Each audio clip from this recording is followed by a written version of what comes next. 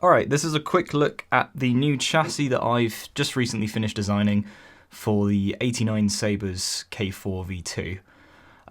It's almost complete. The only bit I haven't been able to do yet is the bubble strip LED PCB here from Stock Custom Works, which I haven't done yet because this one's broken because I was an idiot and shorted it backwards, but hey-oh, we move forward. So this chassis is OLED, it has accent LEDs, it has a crystal chamber, which if you pay real close attention, you can see through the Graflex clamp holes from the outside. These two buttons work as expected. It doesn't use the PCB that comes with this hill originally.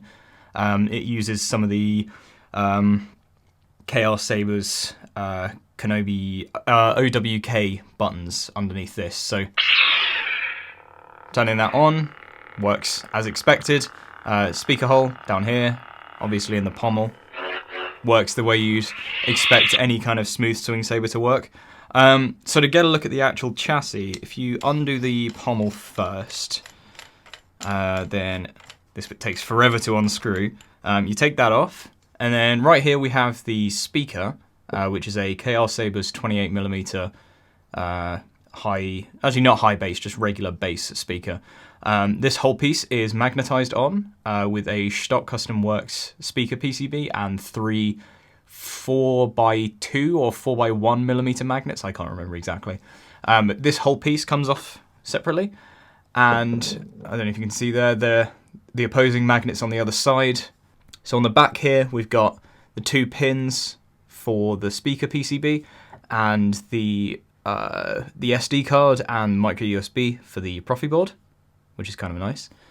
Right, so the next stage to taking apart this chassis is undoing the black grenade section at the bottom here. This piece then slides off to reveal these three SK6812 accent LEDs, which will eventually be behind another 3D printed piece, but at the moment they're just behind some white vinyl film.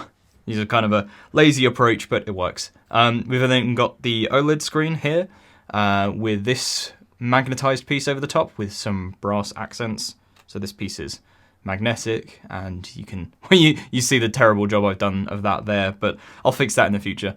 So that piece magnetizes on there, and then the Profi board and main switch are exposed on this side. So if you want to do any kind of main kind of maintenance to the bottom of the saber, you can get very easy access to it. And this part is where the Allen key is stored, and there's a couple of magnets there just to keep it in place. So if you take the Allen key, you can get to the blade retention screw as you would expect, and then just pop that back in. And then this is the blade plug that comes with the original hilt, except I've cut it down by I think about 3.3mm using a pipe guide and a regular hacksaw and some 1000 grit sandpaper on the bottom to finish off the bottom piece here, so it looks exactly how you want it. So when you put it in the top here, it sits completely flush, which I think is a really nice look, with the NeoPixel connector in the top there as well. So the next part that's pretty interesting is if you unscrew the top section here, I'll just get this part out of the way as well. It comes completely separate, and there is another blade PCB here without a resistor on it, and I have a guide on the Profi board forum on Facebook of how to assemble a saber like this. And you can see the wires from this PCB get passed through to the top, so this means that you can have a completely modular emitter section, which is kind of nice. So then we're just left with this piece, and this is the point now where you would unclamp this, and this is the most annoying part of the entire build. You have to now unscrew these two buttons to be able to get the rest of the chassis off. Kind of got to get your fingernails in with the top one. It takes a long time to get this one to cooperate. You've got to kind of move the clamp around a little bit. If you really struggle to get the button out, what you can do is you can unscrew the head of the button and take the little spring out as well, and then kind of get a file in there, so where you won't see any scratch marks from the outside, and kind of just twist the outside a couple of times just to loosen it up. As I said, that bit is arguably the most annoying part of the entire build, but hey, there you go. Right, that's actually off now. And you can see the two buttons in there that I talked about earlier, the OWK button PCBs from 89Sabers.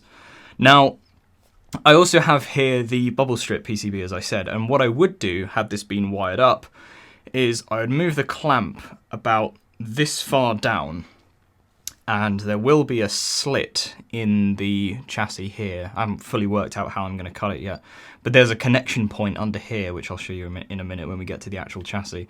So I would disconnect it here, and then the rest of the clamp should come out just like that, so you can keep that separate. And then there is the beautiful crystal chamber that I've designed for this saber. I've designed it so that you can kind of assemble the rest of the saber first to kind of test everything. So if you're not very familiar with Shapeware's metal parts, then you can kind of do the rest of it and then just slide the crystal chamber in when you're done, and then just glue that down with a printed crystal on the inside as well. So past here, you can use the same Allen key for the blade retention to undo these two grub screws in the side here. And you can undo those to about halfway out. I think they're about 6mm long, so you can kind of undo them until there's about 3mm poking out from the outside, like this. And then once that is done, then the entire chassis slides out, and then you're left with this, which is probably one of the most beautiful chassis designs that I've ever made. I'll just restart it so that we get the accent LEDs and all that going. So a few things that I've done in the code is I've made it so that when you turn it on, the speed of this ramps up, and you can get a few different designs on the Oled screen, and the crystal flickers in the same way that the blade does. I've put a few fonts on here, so there's a few different ones.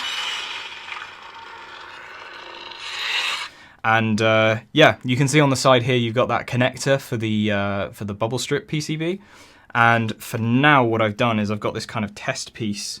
If I line this up right, so if you put this in there, then you can see what the bubble strip would look like.